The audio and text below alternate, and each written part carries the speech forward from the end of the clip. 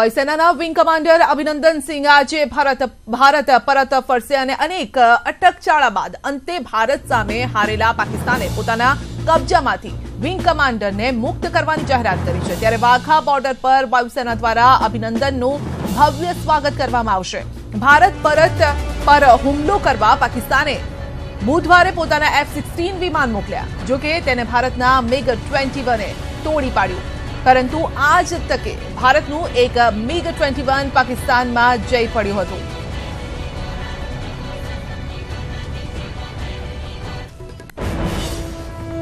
તો બપોરે 3 વાગ્યા સુધી ભારત આવશે અભિનંદન। જી હા, હવે 1 કલાકનો સમય બાકી છે। BSF કરી શકે છે બેટિંગ રિટ્રીટ, રદ થઈ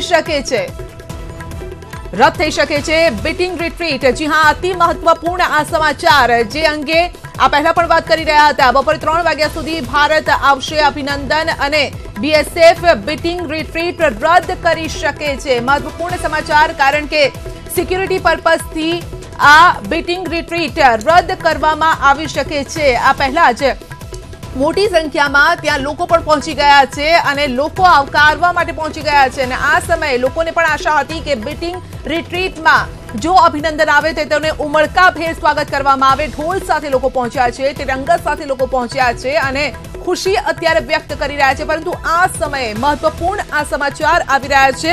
દિલીપભાઈ પાસેથી આની એક કમેન્ટ લેવા ઈચ્છે છે। જી દિલીપભાઈ, બેટિંગ રિટ્રીટ રદ કરી શકે છે, આ રદ કરવા પાછળનું કારણ શું હોઈ શકે?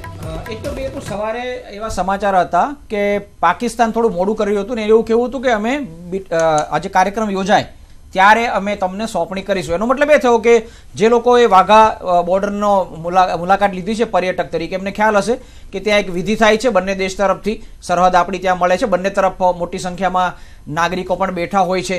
એ નાગરિકોની વચ્ચે અમે અભિનંદનને સોંપશું એ પ્રકારની એક માગણી પાકિસ્તાન તરફથી થઈ હોવાનું કહ્યું હતું। ભારતે એનો ના પાડી હતી। મને એવો અંદાજ છે, હું મારી પાસે માહિતી નથી પણ મને એવો અંદાજ લાગે છે એનું કારણ એ હતું કે પાકિસ્તાન એક ડિસ્પ્લે કરવા માંગતું હતું કે અમે બહુ પીસનું પગલું લીધું છે, અમે શાંતિ માટે પ્રયાસો કર્યા છે, અમે બહુ ઉદારતા દાખવી છે અને અભિનંદનને બહુ સારી રીતે સાચવો છે, આ પ્રકારનો એક મેસેજ એ આપવાની કોશિશ કરવા માંગતા હતા। અને એ વખતે બહુ મોટી સંખ્યામાં ભારતીય નાગરિકો પણ ત્યાં બેઠા હોય, સમગ્ર ભારતનું મીડિયા પણ આજે ત્યાં ઉપસ્થિત છે। સંજોગોમાં એ પ્રકારની એક ડિસ્પ્લે કરવાની કોશિશ કરે પાકિસ્તાન, મને લાગે છે ભારત એવું નહીં ઈચ્છતું હોય, કારણ કે એમણે કોઈ શાંતિ બાંતિની વાત નહીં, એમણે મજબૂરીથી અભિનંદનને આપવા પડ્યા છે। એટલે પાકિસ્તાન બહુ ઉદાર છે ને પાકિસ્તાન તરફ આપણે બહુ એને પાકિસ્તાનને અભિનંદન આપવા જોઈએ એવી કોઈ વાત નથી, પાકિસ્તાનને અભિનંદન આપવાની કોઈ અહીં વાત નથી આવતી, એટલે ડિસ્પ્લે ન થાય એટલા માટે ભારતે ના પાડી હતી। પણ આપણે જે રીતે જોયું છું સમય બદલતો જાય છે એટલે પેપર વર્ક કરવામાં કદાચ પાકિસ્તાન મોડું કરી રહ્યું હશે અને એ જ વખતે બીટિંગ ધ રિટ્રીટનો કાર્યક્રમનો સમય થઈ જાય, સાંજના સમયે થતો હોય છે। ત્યાં સુધીમાં અત્યારે જો ભીડ ખાસી વધી રહી છે, બહુ મોટી સંખ્યામાં ત્યાં લોકો ઉમટી રહ્યા છે, પંજાબ અને હરિયાણાના આસપાસના દૂર દૂરથી લોકો આવી રહ્યા છે, એટલે આટલી મોટી ભીડ સરહદ પર એકઠી થાય એ આજના સંજોગોમાં પણ ભારતીય સત્તાવાળાઓ નહીં ઈચ્છતા હોય અને પેલું ડિસ્પ્લે ન થાય। પાકિસ્તાન એવું કોઈ ડિસ્પ્લે કરે કે અમે તો બહુ ધામધૂમથી અભિનંદન આપીએ છીએ, મને લાગે છે એવી એમની ગણતરી નહીં હોય। અને જો મોડું થાય અને બીટિંગ ધ રિટ્રીટનો કાર્યક્રમ થઈ જાય તો આપણે બે વસ્તુ કરવી પડે, આપણે મોડું કરવું પડે, અભિનંદનને આપણે થોડા મોડા સ્વીકારીને ત્યાં સુધીમાં રાત પડી જાય, પણ એવું કરવાની જરૂર નથી, કારણ કે આપણે શક્ય એટલા જલ્દી અભિનંદનને આપણી સરહદમાં આપણા કબજામાં લઈ લેવા માંગીએ છીએ। આવી કોઈ ગણતરી હોઈ શકે છે, એના કારણે અને બહુ વધારે પડતી ભીડ ન ભેગી થઈ જાય એટલા માટે પણ આ કાર્યક્રમ રદ કરવામાં જેથી પર્યટકો જતા રહે। ને બીજું, આપણે સીધા અભિનંદનને પબ્લિક વચ્ચે નથી લઈ જવાના, આપણે પેલા એને લાવવાનું છે, એની મેડિકલ તપાસ કરવાની છે, એમને એના ફેમિલી સાથે થોડી મુલાકાત કરી પછી એમના યુનિટ સાથે જવાનું છે અને જે કંઈ આપણે રાબેતા મુજબની કાર્યવાહી કરવી પડે કર્યા પછી આપણે એને લાવીશું। આ બધા કારણોસર મને લાગે છે કે જો મોડું થવાનું હોય અને બે ટાઈમ ક્લેશ થવાનો હોય तो कदाच एक कार्यक्रम रद्द करवानी कोशिश रिट्रीट અત્યારે कैंसिल થઈ ગઈ છે। जी शेखावत जी, आपसे मैं पूछना चाहूंगी, ऐसे वक्त में ये जो अभी जो हमारे पास खबर आ रही है कि बेटिंग द रिट्रीट रद्द की गई है, रद्द हो सकती है, इस तरह की खबर हमारे पास आ रही है, क्या कुछ इसके पीछे का कारण हो सकता है?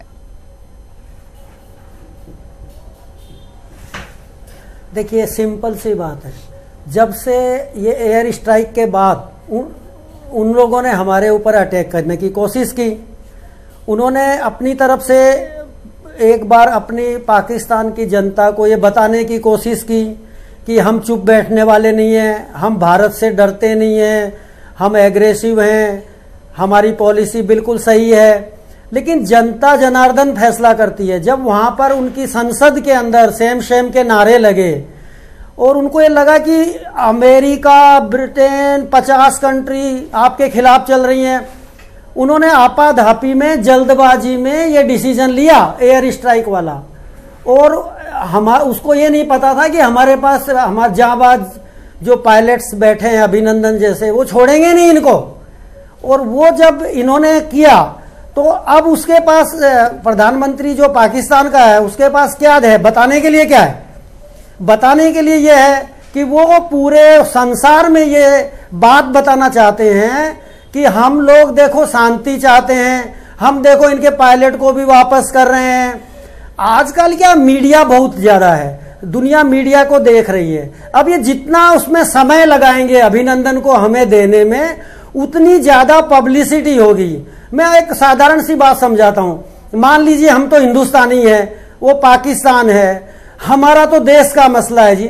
अगर दूसरे देश में ये चीज होती है और एक आम नागरिक है जिसको ज्यादा समाचार नहीं देखता, ज्यादा उसको पड़ी नहीं है, अपना जीवन यापन कर रहा है ठीक ठाक, साधारण से देश का आदमी है, आज वो टीवी पर बैठा हो तो वो बार बार एक ही चीज सुन रहा है कि ओहो ये तो इमरान खान जी तो इनके बड़े जबरदस्त प्रधानमंत्री हैं, ये तो बार बार बोलते हैं युद्ध नहीं होना चाहिए, युद्ध से बहुत बड़ा नुकसान हो जाएगा, शांति रखिए, हम तो हर चीज में आपका सपोर्ट कर रहे हैं, हम तो हर चीज में आपसे बात करने के लिए तैयार हैं। अब देखिए सामने वाले को कैसा लगेगा, अदर कंट्री वाले को, कि ये तो बहुत ही जबरदस्त प्रधानमंत्री है। इसका मतलब इंडिया वाले ठीक नहीं है, ये लोग इनकी बात नहीं सुन रहे हैं, ये तो आगे बढ़कर मेज पर बैठकर बात करना चाहता है। ये सब अपनी बात को पब्लिसिटी देने का एक स्टंट है।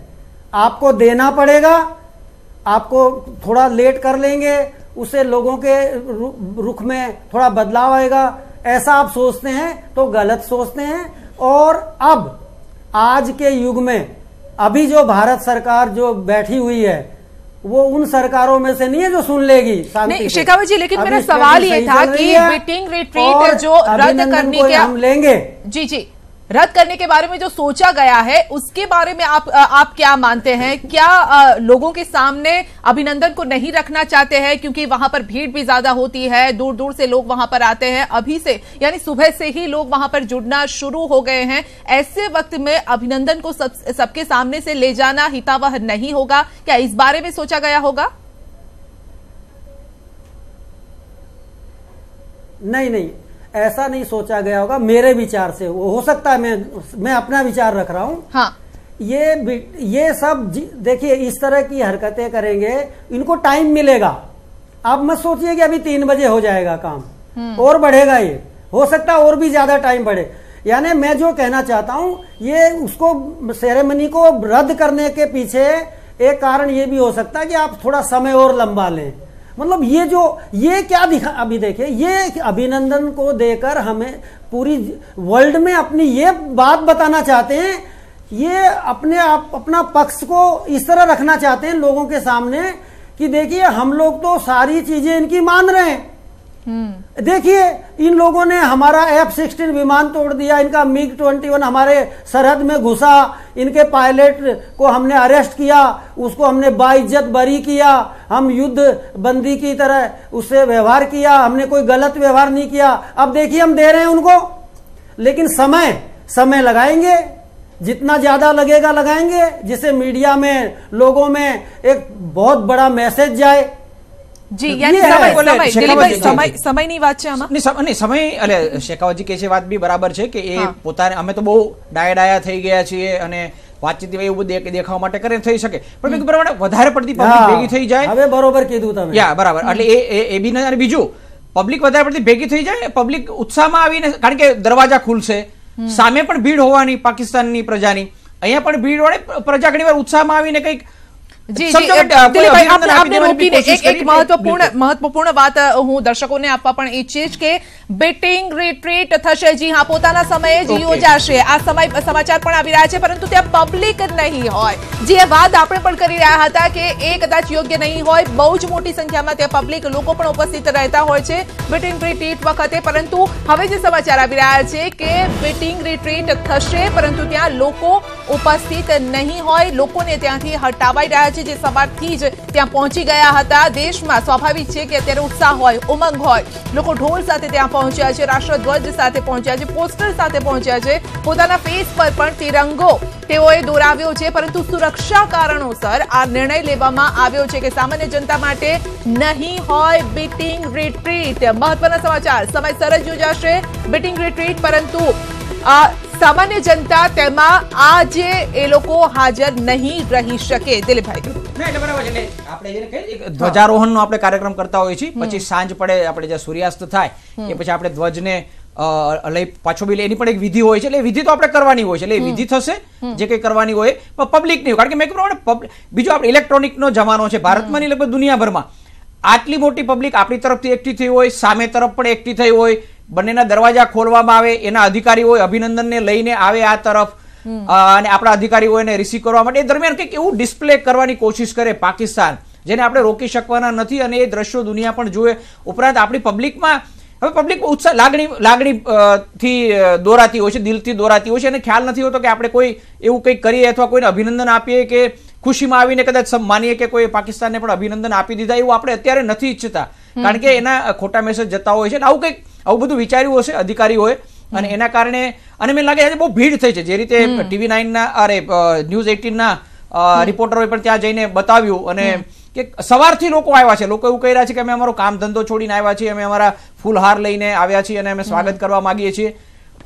એટલે અંદર સમાય છે એટલા નહીં, અંદર જે બેસવાની જગ્યા છે સિવાય બહાર પણ મને લાગે છે ખાસી વધારે પડતી ભીડ એકઠી થઈ ગયું એવું પણ બને, અને એને બધાને ત્યાંથી દૂર કરવા આપણે એટલા માટે જાહેરાત કરી હશે કે પબ્લિકને ત્યાં પ્રવેશ નહીં મળે. એટલે એ સત્તાવાળાએ જે કંઈ નિર્ણય લીધો હશે એ પોતાની રીતે હશે. મેં કહ્યું પ્રમાણે આપણે એને ઝડપથી અભિનંદનને આપણા કબજામાં લેવાનો છે, આપણી સરહદમાં લઈ આવવાનો છે, અને પછી એમના યુનિટ પાસે જાય ઇન્ટેલિજન્સ ઓફિસર. એટલે કે બે ત્રણ શક્યતાઓ અહીંયા દેખાઈ રહી છે. જે રીતે શેખાવતજીએ પણ કીધું કે પાકિસ્તાન કદાચ સમય થોડો વધારે લઈ રહ્યો છે, અને તે સમયે જેના કારણે પણ થોડું મોડું થઈ શકતું હોય. ને બીજો જે મહત્વપૂર્ણ જે કારણ છે તે કારણે છે કે મોટી સંખ્યામાં ત્યાં લોકો એકઠા થઈ રહ્યા છે, અને આવા સમયે લોકોની વચ્ચે થઈને અભિનંદનને લાવવા એ કદાચ એટલું હિતાવહ નહીં હોય, જેના કારણે આ નિર્ણય લેવાયો હોઈ શકે છે. આ ઉપરાંત પણ અમે સતત અપડેટ આપને આપતા રહીએ છીએ, અને તમામ અપડેટ સાથે પાછા ફરીશું બ્રેક બાદ. આપનું સ્વાગત છે. અભિનંદનની ઘર વાપસી, પરંતુ આ સમયે બેટિંગ રિટ્રીટ રદ કરાય છે. પહેલા સમાચાર આવ્યા હતા રદ નહીં થાય, પછી સમાચાર આવ્યા કે પબ્લિકને તેમાં અલાઉ નહીં કરાય, બેટિંગ રિટ્રીટ થશે. પરંતુ હવે જે મહત્વપૂર્ણ સમાચાર આવી રહ્યા છે કે રદ કરી દેવાય છે, એટલે તેમાં પબ્લિક પણ નહીં હોય અને મીડિયાને પણ અલાઉ કરવામાં નહીં આવે.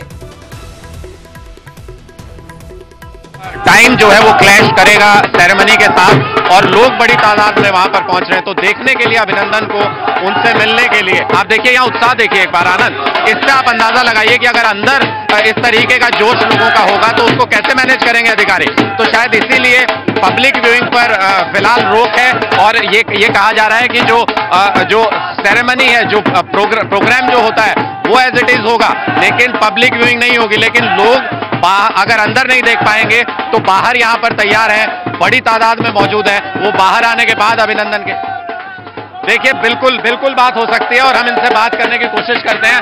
देखिए हमें ये बताइए कि आप लोग सेलिब्रेट तो यहाँ कर रहे हैं लगातार, और अभिनंदन से मिलना भी चाहते हैं. ये बताया जा रहा है कि पब्लिक व्यूइंग के लिए फिलहाल पब्लिक अंदर नहीं जा पाएगी क्योंकि बड़ी तादाद में लोग आए हुए हैं.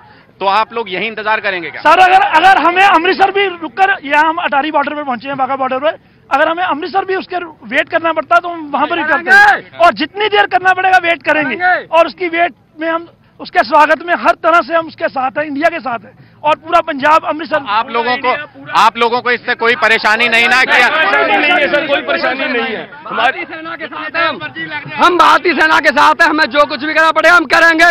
इससे कोई परेशानी नहीं कि आज कैंसिल हो रहा है? जी हम यहाँ पर हमें कोई परेशानी नहीं है, चाहे कोई खाना खाए ना खाए, पानी पिए ना पिए, हम अभिनंदन जी के स्वागत के लिए सारी रात रुकना पड़ा, 2 दिन रुकना पड़ा, तो हम यहाँ पर यहीं पर रुकेंगे। ये दिल से बोल रहे हैं। ये जज्बा है आनंद, और ये टेक्निकलिटीज नहीं समझते हैं, बिल्कुल भी नहीं समझते हैं, इसलिए शायद ये डिसीजन लिया गया है कि जब वहाँ टेक्निकल चीजें हो रही होंगी, मेडिकल होना है, तमाम कागजी कार्रवाई होनी है, जब वो हैंडओवर हो रहा होगा तो शायद लोग अपने आप पर, अपने जोश पर, उत्साह पर काबू उस तरीके से नहीं रख पाएंगे, डिसिप्लिन मेंटेन करना मुश्किल होगा, इसलिए पब्लिक व्यूइंग को फिलहाल रोका गया है।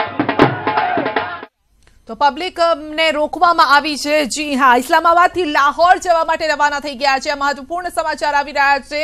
અભિનંદન ઇસ્લામાબાદથી લાહોર જવા માટે રવાના થઈ ગયા છે અને બસ જે 3 વાગ્યાનો સમય હતો, 3 થી 4 વાગ્યાની આસપાસ ભારતને સોંપવામાં આવી શકે છે। ભારતીય ધરતી પર તેઓ પગ મૂકશે અને ત્યારે વાયુસેના હવે આગળની જે કાર્યવાહી હોય છે, આગળની જે ગતિવિધિ છે તે વાયુસેના જોશે। વાયુસેનાને આપવામાં આવશે અભિનંદન, તેમને સોંપવામાં આવશે અને ત્યારબાદ સુરક્ષાના કારણોસર બીટિંગ ધ રિટ્રીટ રદ કરી દેવામાં આવી છે।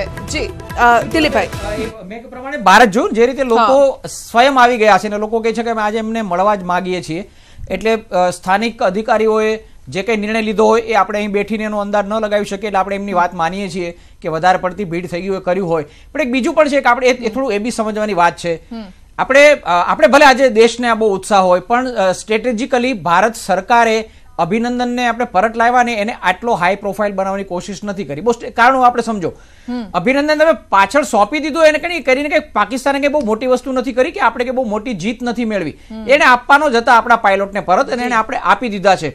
સમગ્ર જે પાકિસ્તાન સામેની આપણી સ્ટ્રેટેજી એમાં એક નાનો હિસ્સો છે અભિનંદનનો, પણ આ રીતે દાખલા તરીકે ડિસ્પ્લે થાય બહુ લાંબો સમય, એનું કદાચ પબ્લિકની વચ્ચેથી કાફલાને જવામાં પણ પ્રોબ્લેમ, આટલી મોટી ભીડ હોય તો તમે ના લઈ શકો, એ સમગ્ર દેશ દ્રશ્યો પણ બધા દેશભરમાં લોકો જુએ, એ ઘટનાને આઉટ ઓફ પ્રપોર્શન મળી જાય કે આ એક જ ઘટના સમગ્ર પેલામાં, એવું નથી, બહુ બધી ઘટનાઓ બની છે। આપણે ત્યાં હુમલો કર્યો, એમણે પાકિસ્તાને આપણા ઉપર કોશિશ કરી, આપણે એને તોડી પાડ્યા, આપણે X-16 તોડ્યું છે, આપણા મિગ જેવા વિમાનથી તોડ્યું છે, એ પછી ઇન્ટરનેશનલ પ્રેશર દ્વારા આપણે એને પરત લાવ્યા છે, પાકિસ્તાને આપી દેવું પડ્યું છે, કોઈ વાતચીત કરવાની કે સમાધાનની કોઈ વાત નથી।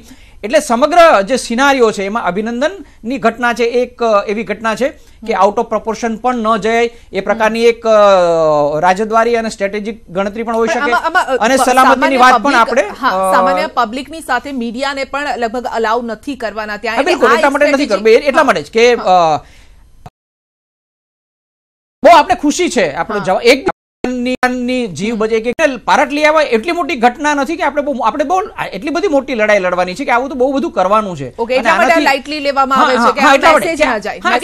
સરળ કામ છે પાકિસ્તાન પાસેથી આપણે એમને બહુ લઈ લેવાના છીએ, અને આનાથી બી બહુ અઘરા કામ આપણે પાકિસ્તાન પાસેથી કરાવવાના છે। આનાથી સંતોષ નથી માનવાનો, આનાથી સંતોષ નથી માનવાનો, અને પબ્લિકે પણ આનાથી ભાવાવેશમાં આવીને કે આપણે બહુ પેલો વિજય મેળવી લીધો, એટલે પાકિસ્તાની મીડિયાને આપણે આવો મેસેજ નથી બતાવવાનો કે ભાઈ અમે બહુ જ હર્ષોલ્લાસમાં આવી ગયા છે, પહેલી લડાઈ છે, આ પહેલી લડાઈ છે। જી शेखावत जी, पाकिस्तान को भी ये मैसेज नहीं जाना चाहिए कि हम अति उत्साह में आ गए हैं, क्योंकि अभी तो आगे बहुत सारी लड़ाई हमें लड़नी है उसके सामने।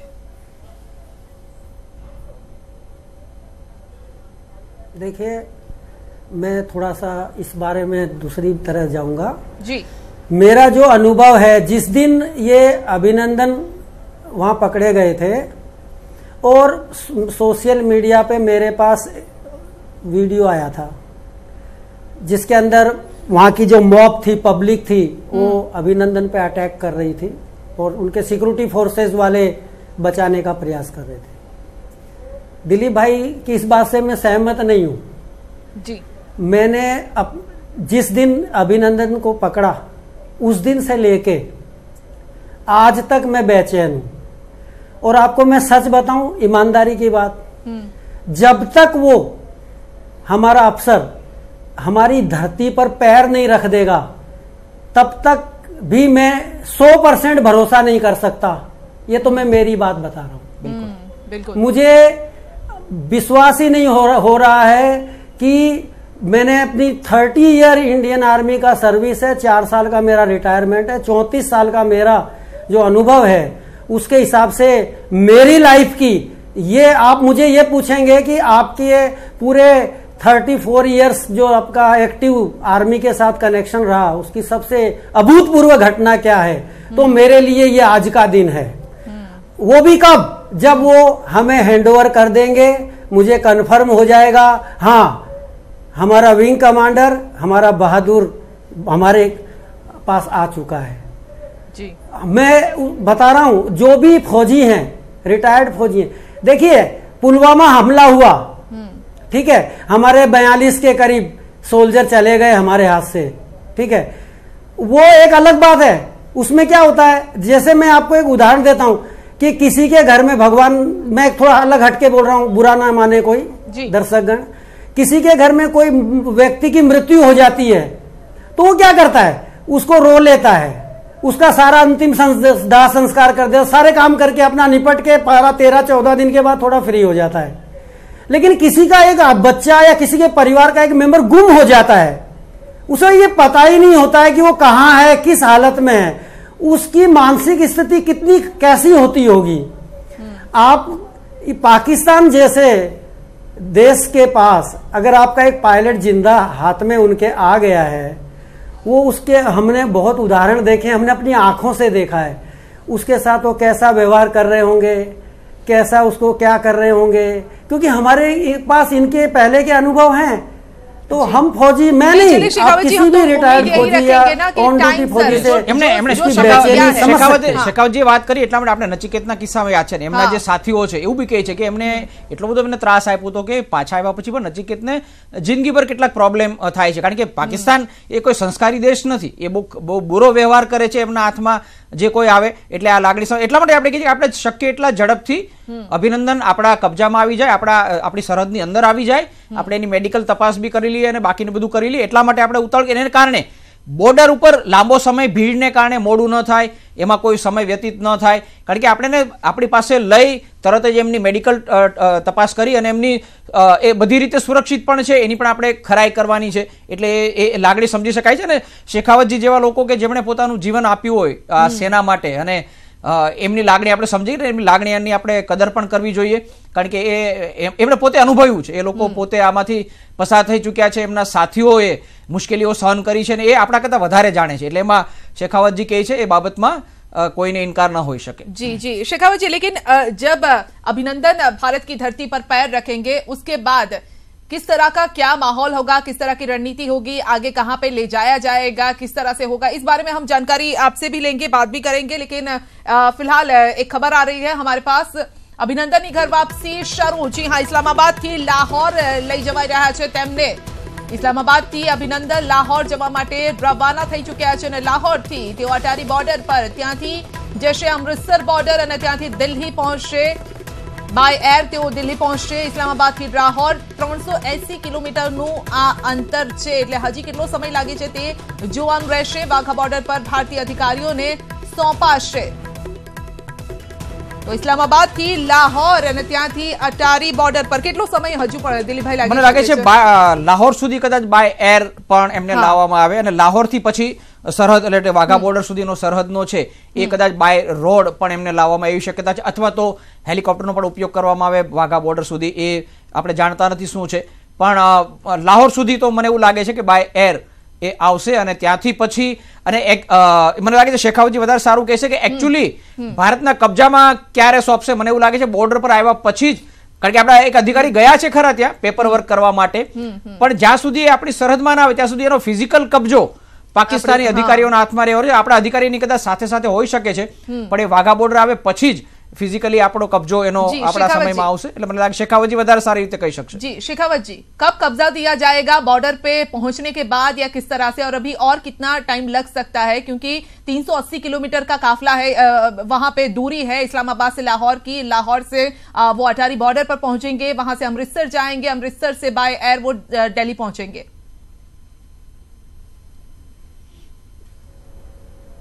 देखिए उसकी ये जो हैंडिंग टेकिंग ओवर बोलते हैं हम लोग आर्मी में, हाँ, तो ये जो किसी बॉडी को या किसी भी युद्धबंदी को या किसी भी इस तरह से बॉडी को देते हैं, उसमें अथॉरिटी होती है अपनी अपनी। तो इनको जो बाघा बॉर्डर पे जो भी रिसीव करेंगे ऑन बिहाफ ऑफ राष्ट्र के ही करते हैं, उनके पेपर वर्क होते हैं, उनको दे दिया जाएगा। उसके बाद जो भी ये बोल रहे थे मेडिकल वगैरह, देखिए उसमें एक चीज है, मेडिकल से मुझे एक बात बोलनी है कि जो पाकिस्तान की जो आर्मी है वहां पर वो किसी भी के साथ कैसा व्यवहार करती है, उनके पीछे कोई मानवाधिकार या मेडिकल रिपोर्ट या ऐसा कुछ उनको पड़ी नहीं होती है। हमारे देश में तो सबसे बड़ी समस्या ये है कि अगर हम किसी आतंकवादी को पकड़ लेते हैं तो सबसे पहले तो हमें ये देखना होता है कि इससे पूछताछ कैसे करें जी। मानवाधिकार वाले हमारे पीछे डंडा लेके पड़ जाते हैं। वो आप देखो कितना तकलीफ होता है कि एक राइफल है मेरे पास, लोडेड राइफल, 100 राउंड है मेरे पास, सब कुछ है मेरे पास, और एक अदना सा आदमी जिसको मैं अंगूठे से दबाऊं तो जमीन में घुस जाएगा, वो मेरे पे अटैक करता है और पूरा देश देखता है उसको, प्रधानमंत्री भी देखते हैं, मीडिया देखता है, पूरा देखता है, उसको मार रहे हैं, पीछे से उसको लात मार रहे हैं, और वो सैनिक एक भारतीय सैनिक है वो, और वो अपने हुक्मों से बंधा हुआ है। इसीलिए तो भारतीय सेना को आज सर्वश्रेष्ठ सेना का दर्जा मिला हुआ है। यूएन में जितनी भी फोर्सेज जा रही है उसमें हम नंबर 1 है। उसका कारण मात्र ये है कि भारतीय सैनिक के अंदर जो है अनुशासन कूट कूट के भरा हुआ है, वो कभी विचार नहीं करता जी। हम लोग, मेरे से जो सीनियर, आज भी मैं रिटायर हूं लेकिन मेरा सीनियर मुझे आज भी कुछ हुक्म देगा तो मैं उस पर शक और सुबह नहीं करता। हम सैनिक लोगों में सच बोलने की प्रवृत्ति होती है जी, और इसी वजह से हम लोग क्या है कुछ बोलते नहीं है। तो उसके बाद देखिए आप, हम अभी हमारे एक मेजर साहब ने वहां पर श्रीनगर में प्रोटेस्ट, उससे प्रोटेक्ट हुए, उसको एक बंदे को बांध दिया था, बहुत बड़ा बना। उसके पीछे उसका कारण ये नहीं था कि हम कोई बुज़दिल हैं, हाँ। हमारे पास हथियार थे, हम फायर कर देते हैं जी। हमने विश्व युद्ध लड़ा है, हमारे कारगिल लड़ा, हमें क्या फर्क पड़ता है, हम तो कर देंगे उनको फिट। लेकिन हमने उसका भी बचाव हो जाए इस तरह की स्ट्रेटेजी बना के वो भीड़ से निकाला, और उसके बाद देखिए आपके मानवाधिकार वाले कितने सब आके खड़े हो गए। अब मुझे कई बार बड़ा अचंभा होता है कि हमारे देश में ही ऐसा क्यों होता है। अगर आप ये बताइए, ये जो पब्लिक इतने जोश में है इस समय, इनको आज ये मेरे को जोश बड़ा खुशी दे रहा है, और ये तब भी करना चाहिए जब एक छोटी छोटी बातों पर आप जो है, अरे आप किसी से बात नहीं कर सकते। मुझे कहा जाता है ये आतंकवादी शेखावत साहब आपने ले लिया, इंटरोगेशन करो, लेकिन इसका मेडिकल रिपोर्ट आएगा, मेडिकल में इसको कुछ होना भी नहीं चाहिए, तो मैं उसको टॉफी खिला के बोलूंगा भाई साहब अगला हमला आप कहाँ करने वाले हैं, तो मुझे बोलेगा हाँ शेखावत साहब ये नंबर है, यहाँ पर मैं करने वाला हूँ। अगर मैं उसके ऊपर टॉर्चर करता हूँ, उसके कुछ हो जाता है, तो मेरे को बोलेंगे आप घर जाइए साहब। ये सब चीजें बदलनी पड़ेंगी, और ये एक ही सरकार बदल सकती है जो इस समय की सरकार है जी। ये सरकार समझ रही है थोड़ी बहुत बात को। हाँ, मैं एक शांति प्रिय, एक भारत वर्ष का सैनिक हूं। मैं अपने, ये नहीं है कि आप मुझे छूट दे देंगे तो मैं उनके साथ गलत व्यवहार करूंगा, नहीं, हम तो कभी नहीं कर सकते। आज भी हम लोगों ने ऑन ड्यूटी आतंकवादियों के शव के साथ कभी गलत व्यवहार नहीं करते। हम लोग उनका जो भी मान सम्मान से उनका दफनाते हैं उनको। नहीं, बिल्कुल शेखावत जी, आपकी बातों में हमारे लिए बड़ी इज्जत बख्शते हैं हम उनको, ठीक है। ये जो हकीकत है इसके वजह से ही भारत का नाम विश्व में है, क्योंकि यही भारतीय सेना है। દિલીપ ભાઈ, આ વિશે શું કહેશો? કારણ કે એના કારણે જ ભારતીયની સેનાનું નામ છે। બિલકુલ, ભારતીય સેનાને આપણે એટલા બધા પ્રોફેશનલ શબ્દ વાપરીએ છીએ અને એવી સુસજ્જ માનીએ છીએ કે એ બધા નિયમોનું, ધારાધોરણોનું પાલન કરીને કરે છે ને એટલા માટે તમે જો આજે વિશ્વ આપણી સાથે ઊભું છે એ આ જ કારણ છે। આજે પાકિસ્તાનને સમર્થન નથી મળતું અને ભારતને સમર્થન મળે છે, એનું કારણ પણ આ છે। આપણે 80 કિલોમીટર પાકિસ્તાની સરહદમાં ગયા છતાં પણ માત્ર પિન પોઈન્ટ હુમલો કર્યો અને માત્ર ત્રાસવાદી અડ્ડો એના પર જ હુમલો કર્યો। એને એટલા માટે જ આપણી માને। બીજું, આ લોકશાહી દેશ છે, આ કોઈ બનાના રિપબ્લિક નથી ભારત કે જ્યાં થાય। અને એટલા માટે સેનાની ધૈર્યને પણ આપણે એટલા માટે જ સલામ કરવી જોઈએ કે જ્યાં સુધી રાજકીય હુકમ ન થયો, જ્યાં સુધી રાજકીય ઈચ્છા શક્તિ વ્યક્ત ન થઈ, ત્યાં સુધી એ પોતાના પેરામીટરમાં રહીને જ સેનાએ કામ કર્યું. એટલે એ પણ અગત્યનું છે. આજે આપણે કર્યું એ ભૂતકાળમાં પણ સેના કરવા માટે સક્ષમ હતી. અને જે કેટલાક જૂના નિવૃત્ત એરફોર્સના અધિકારીઓ પણ આપણે કહ્યું હતું કે મુંબઈ હુમલા પછી પણ આ પ્રકારની ભલામણ કરવામાં આવી હતી, પણ એ વખતે રાજકીય નિર્ણય નહોતો લેવાયો એટલે ન કરવામાં આવ્યું. એટલે આ લોકશાહીના ધારાધોરણો પ્રમાણે આ બધા નિયમો લેવામાં આવે છે. પણ એમાં મેં કહ્યું એક કડક નીતિ હોવી જોઈએ.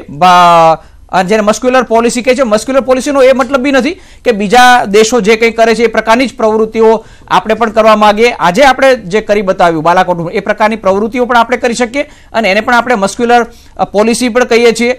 અને આતંકવાદી સામે આપણે એ પ્રકારની પ્રવૃત્તિ કરી, પણ એ સિવાયની જે કંઈ લેવાની છે એ એક જવાબદાર લોકતંત્ર તરીકે જ આપણે આપણા પગલાં લેવાતા રહેવા જોઈએ.